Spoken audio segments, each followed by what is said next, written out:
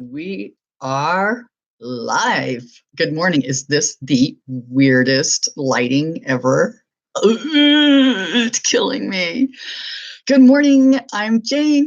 This is the PB&J Influence. And yes, you are on the channel of the PB&J Influence for one question a day. We're doing it. That's what this is. I haven't been here for the last 2 days because I've been traveling.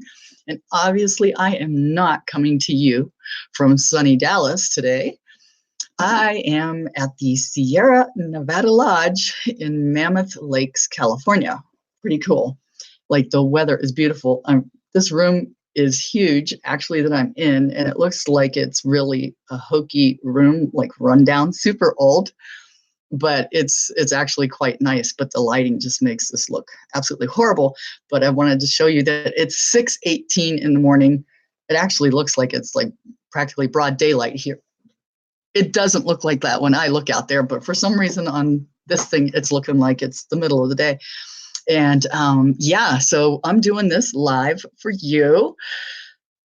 On the road, and it is 6:18 in California AM Pacific Standard Time, and Mountain Time it would be 7:18, and Central Standard Time, which is where I usually do this, Texas time, it would be 8:18. So here I am at 8:18 Eastern Time. It would be 9:18, and after that, the rest of the country, the rest of the globe, the rest of the world, you all can figure out what time it is.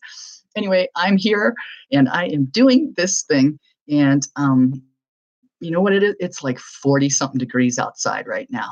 It is absolutely freaking gorgeous here. If you've never been to Mammoth Lakes, it is such a beautiful, beautiful spot. And there's, especially since now I've been in Texas, right, since May, absolutely cooking my ass off and sweating like a bandit for the last 4 months in 100-degree weather. This is so nice to come to. It'll heat up today somewhere in the 60s. Yesterday we had full-on rain. It was beautiful. There's pine trees everywhere. It's just the forest. It smells so fantastic. I absolutely love it. Listen, if you're out there and you're watching, you are welcome to pop in and say hello and, be part of this conversation. And I just looked at this book today while I was sitting here waiting for 8:18 to roll around. And it says it is a personal time capsule of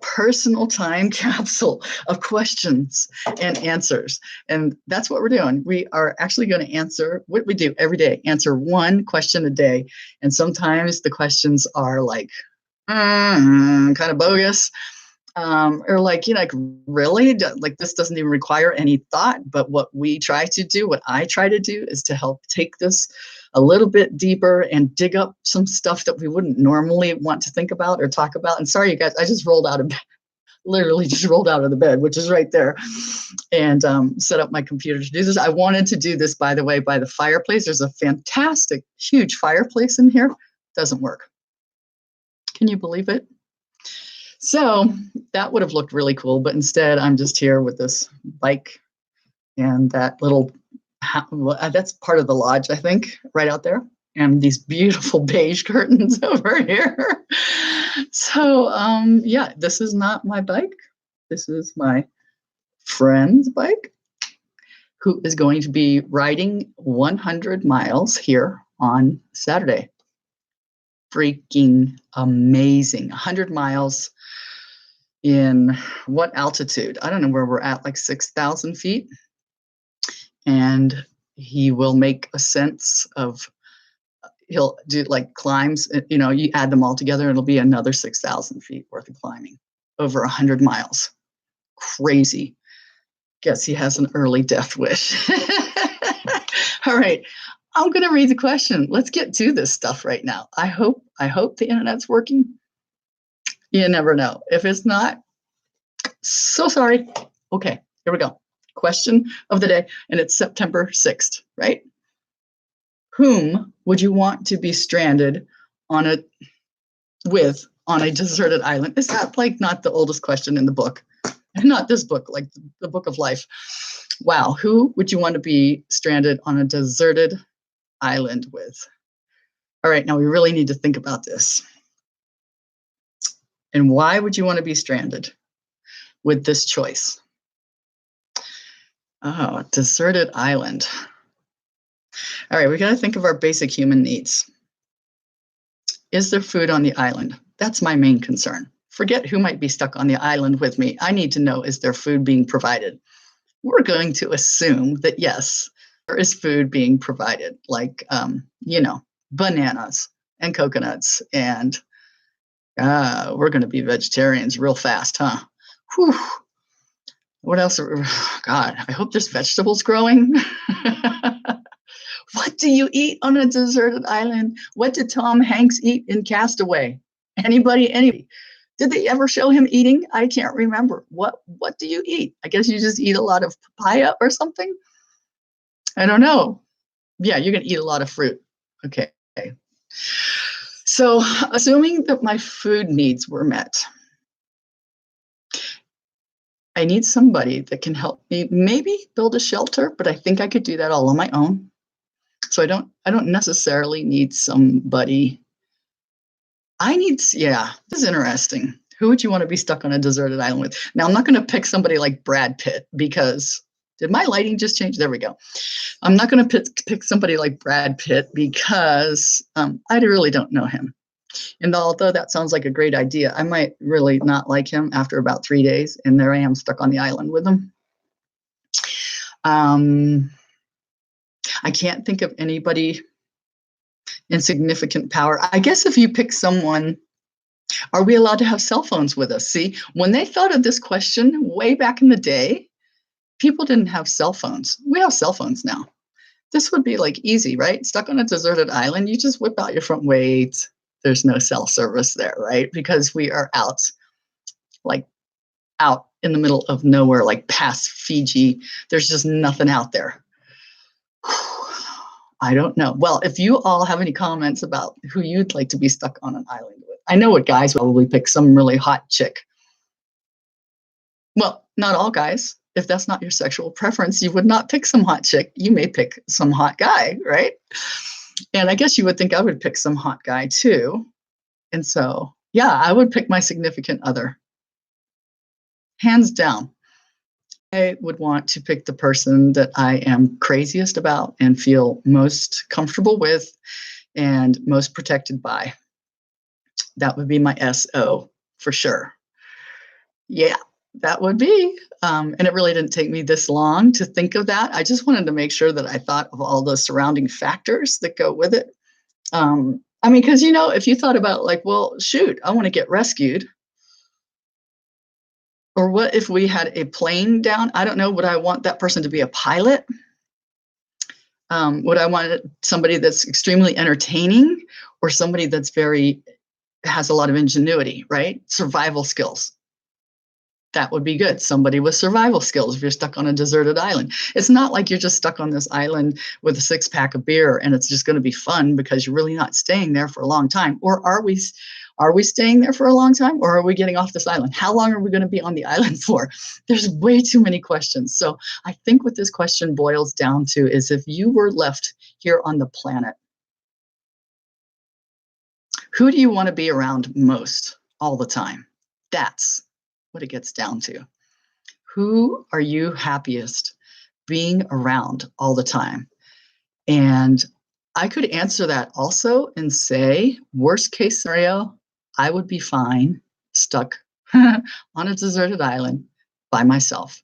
It would be super lonely for sure, but I'm pretty confident in myself and in my own ingenuity and my ability to protect myself and provide for myself, which is actually a really huge thing to be able to tap in and say, yeah, I think I could make it if I were all alone. Some people could never even get to that point of being all alone. Could you? Have you ever thought, are you one of, like, almost everybody in this country has somebody all the time. And this topic comes up a lot on this show about, like, because I've been single for so long, and what it's like to be alone, in the process that I've had to go through to really, really be more than okay with being alone. Could you? Would you? dare to be alone, even with all the people on the planet around you, like today, like whoever you're living with, erase all of those people, and now you're alone. What does that feel like to you? Ooh, this is how we take this question deeper, right? What does it mean to you? What would it be like? And a lot of people say, absolutely, I will not be alone. I can't stand being alone. A lot of people will compromise that fear or that feeling. They're not going to want to have that feeling of being alone, and they will insert any person into the mix, any person into the mix to avoid that aloneness. Even if that person annoys them, or they don't even get along with that person, that person's not their cup of tea, they don't care. They just need to have that person there. That's crazy if you ask me, but that may be exactly where you're at.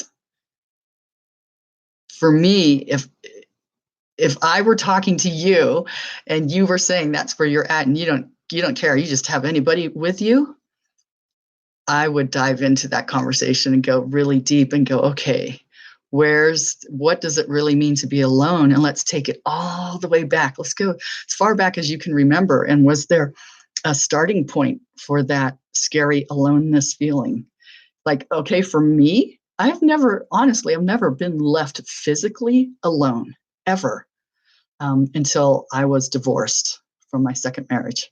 Until then, there was never a time where I was physically left alone, abandoned. However, I was from day one emotionally abandoned, which is a horrific feeling. You would know if you've been through that.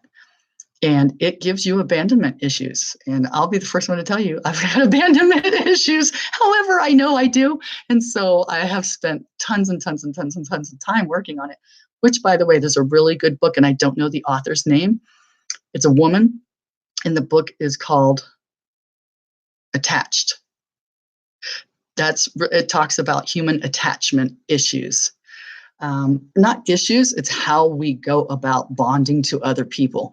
Tons of insight in that book. It's really, really cool. It's called Attached. I want to say it's by Karen somebody. I should look it up. I don't have my phone. Gosh, darn it. Okay. Sorry, you guys. Anyway, so this is something really good for you all to be thinking about. Seriously, deserted islands and, okay, just checking how long I've been on here. Deserted islands and being alone. Your thoughts on being alone and how you may have compromised at this point in your life to not be alone. Would you prefer, if you could change it now, would you want to try to be alone and find who you are? That's what I did. I had to make a choice. And I knew that me as a person and my survival as a person, like as a being, as a spirit, not as my physical being, but as my internal being, was absolutely dependent upon me going out and being alone. I wasn't going to be able to accomplish this in my situation, in my marriage. So like, this is really serious stuff that I'm talking about right now. And it goes pretty darn deep. And it can give you a lot of food for thought if you dare to think about it. And you may find out a lot of really good things about yourself, just processing how you are about being alone. Ooh, well, if you have any comments about this today, even if you watch this later, not live, you can just drop in and put comments in the box about this, and I will get back to you about that as well. Because, wow, this is some serious stuff. Ooh, okay, you guys.